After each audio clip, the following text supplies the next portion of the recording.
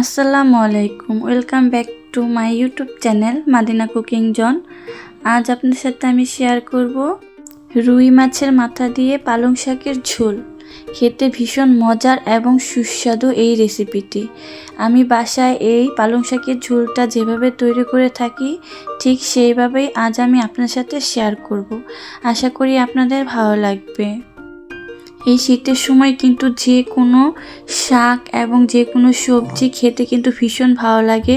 সবচেয়ে বড় কথা হলো দুপুরে গরম ভাতের সাথে কিন্তু যে কোনো শাক সবজি খেতে ভালোই লাগে।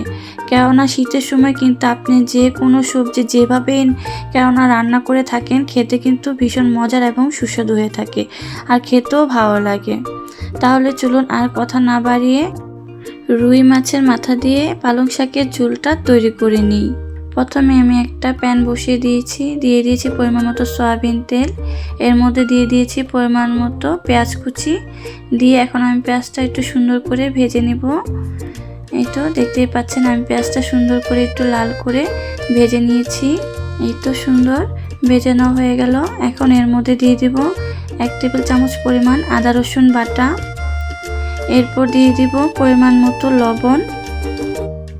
লবণটা দিয়ে এখন আমি একটু ভেজে নেব। আদা রসুন এবং লবণটাকে একটু আমি নাড়াচাড়া দিয়ে ভালো করে ভেজে নেব। এই তো সুন্দর ভেজে নেওয়া হয়েছে। এখন এর মধ্যে দিয়ে দিব এক এক করে বাকি মশলাগুলো।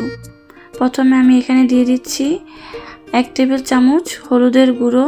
এরপর দিয়ে দেব 1 টেবিল চামচ মরিচের গুঁড়ো। সবশেষে দিয়ে দিব 1 টেবিল চামচ ধনিয়ার গুঁড়ো দিয়ে এখন মশলাটাকে আমি ভালো করে একটু ভেজে নিব। একটু ভালো করে ভেজে নিয়ে এর মধ্যে দিয়ে দিব পরিমাণ মতো পানি।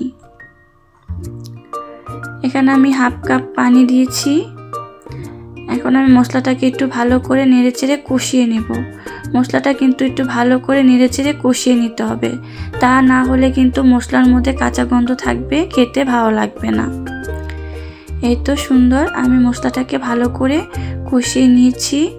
দেখতে পাচ্ছেন উপরে কিন্তু সুন্দর তেল উঠে এসেছে। এই তো এরকম করে আপনারা কষিয়ে নেবেন।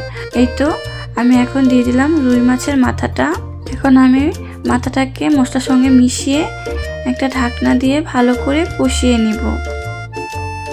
এই তো ঢাকনা দিয়ে আমি কষিয়ে নিব প্রায় 4-5 মিনিটের মতো। এই তো 5 মিনিট পর আমি ঢাকনাটা উঠিয়ে নিলাম। এখন আমি মাছের মাথাটা একটু নাড়াচাড়া দিয়ে ভেঙে নিব। এই তো দেখতেই পাচ্ছেন আমি একটু নাড়াচাড়া দিয়ে মাছের মাথাটাকে ভেঙে নিচ্ছি। মাছের মাথাটা কিন্তু অলরেডি সিদ্ধ হয়ে গিয়েছে। এখন আমি আস্তে আস্তে একটু মাছের মাথাটা ভেঙে নিলাম। এই তো দেখতেই পাচ্ছেন কত সুন্দর করে আমি ভেঙে নিয়েছি। এখন এর মধ্যে দিয়ে দিব শাক। পালং শাকটা কিন্তু আমি কেটে ধুয়ে পরিষ্কার করে নিয়েছি। তারপর আমি একটা ঢাকনা দিয়ে ঢেকে 10 মিনিটের মতো রান্না করে নেব। এই তো 10 মিনিট পর আমি ঢাকনাটা উঠিয়ে নিয়েছি। তো দেখতেই পাচ্ছেন শাকটা কত সুন্দর করে সিদ্ধ হয়ে গিয়েছে। এখন কিন্তু আমি আর শাকটা ঢাকবো না, কেননা পালং শাক কিন্তু একটু বেশি ডেকে রান্না করলে কিন্তু তিতে হয়ে যায়, খেতে ভালো লাগে না। এ পর্যায়ে আমি আর ঢাকবো না।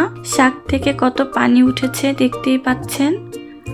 এই কারণে কিন্তু আমি আর শাকটাকে ঢাকবো না। এভাবেই সুন্দর করে একটু পরপর নাড়াচাড়া দিয়ে আমি শাকের পানিটা শুকিয়ে নেব।